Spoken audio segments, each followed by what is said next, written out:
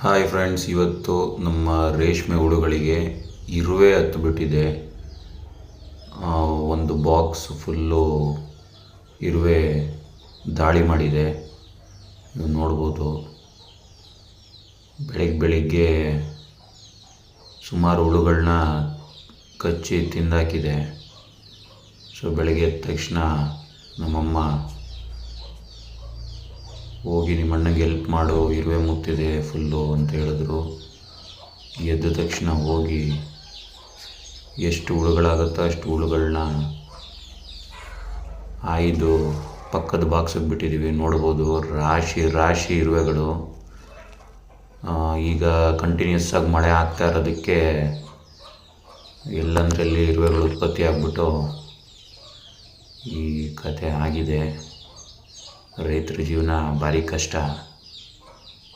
So ನೀವೆಲ್ಲ ಬಳಸ್ತಾ ಇರೋವಂಥ ಸೀರೆಗಳಲ್ಲಿ, ಟೈರ್ಗಳಲ್ಲಿ, ಇನ್ನೂ ಹಲವಾರು ಕ್ಷೇತ್ರಗಳಲ್ಲಿ ರೇಷ್ಮೆ ತುಂಬ ಉಪಯುಕ್ತವಾಗಿದೆ. ನೋಡ್ಬೋದಲ್ಲಿ ಎಷ್ಟು ಇರುವೆಗಳು. ಸೊ ಎಷ್ಟಾಗುತ್ತೋ ಅಷ್ಟು ಉಳ್ಕೊಂಡಿರೋ ಹುಳುಗಳನ್ನ ಒಂದೊಂದಾಗಿ ಪಿಕ್ ಮಾಡಿ ಇಲ್ಲಿ ಪಕ್ಕದ ಬಾಕ್ಸಿಗೆ ಬಿಟ್ಟಿದ್ದೀವಿ. ಈಗ ಮತ್ತೆ ಇದಕ್ಕೆ ಸೊಪ್ಪು ಹಾಕಬೇಕು. ಮೊದಲನೇ ಜ್ವರ ಕೂತ್ಕೊಳ್ತಾ ಇತ್ತು. ಆ್ಯಕ್ಚುಲಿ ಇದು ಬಿಳಿಗೂಡು.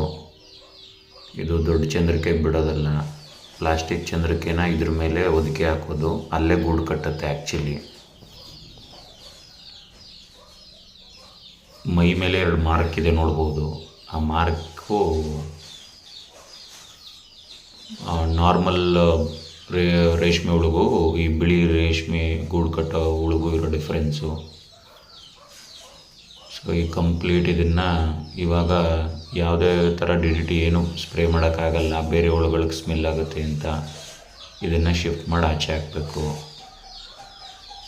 ಇದು ಬೇರೆ ಬಾಕ್ಸಲ್ಲಿರೋ ಹುಳುಗಳು. ನಮ್ಮಣ್ಣ ಈಗ ಸೊಪ್ಪು ಹಾಕ್ತಾ ಇದ್ದಾರೆ. ಈ ರೀತಿ ಬೆಳೆ ಮಾಡೋದು ಈಸಿನೇ. ಆ್ಯಕ್ಚುಲಿ ನಮ್ಮ ಅಣ್ಣನೇ ಒಬ್ಬರೇ ಎಲ್ಲ ಮ್ಯಾನೇಜ್ ಮಾಡ್ತಾರೆ, ಮತ್ತು ಒಳ್ಳೆ ರಿಟರ್ನ್ಸ್ ಕೂಡ ಇದೆ. ವ್ಯವಸಾಯದ ಜೊತೆಗೆ ಇದೊಂದು ವಾಣಿಜ್ಯ ಉದ್ಯಮ ಅಂತಲೇ ಹೇಳ್ಬೋದು. ನಮ್ಮ ಸಪ್ರೇಟ್ ಮನೆಯೇ ಇದೆ ಇದಕ್ಕೆ. ನಮ್ಮ ಮಣಿಗೆರೆ ಸ್ವಸಹಾಯ ಸಂಘದಿಂದ, ಅಂದರೆ ಸೊಸೈಟಿಯಿಂದ ಲೋನ್ ಮಾಡಿಸಿ ಆವತ್ತಿನ ಕಾಲದಲ್ಲಿ ಈ ಮನೆ ಮಾಡಿಸಿದ್ದು.